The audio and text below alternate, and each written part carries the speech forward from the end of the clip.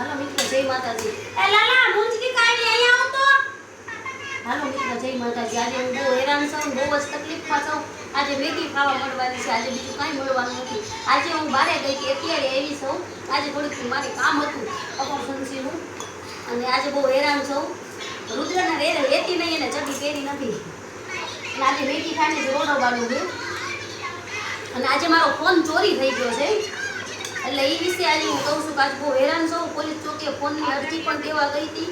હવે ફોન મારે પાછો જોઈશે, બસ હર હાલમાં મારો ફોન પાછો જોઈશે. લોકો તમે મને કમેન્ટમાં જણાવજો, ફોન પાછો મળવો પડે ને. ફોન માટે હું આજે બહુ સવારની હેરાન થાઉં છું. ફોન મારો ચોરી થઈ ગયો છે, એના માટે મેં કમ્પ્લેન લખાવી છે અત્યારે.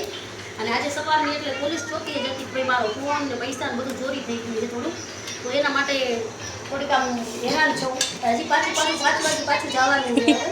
અને જે લોકો ઉપર શક છે ને એ લોકો આવે ત્યાં મને હાનાનો જવાબ દે ને પૈસા અને મોબાઈલ મને પાછો આપે એવી અપીલ કરું છું કે મોબાઈલ ને પૈસા મને પાછું મળી જાય.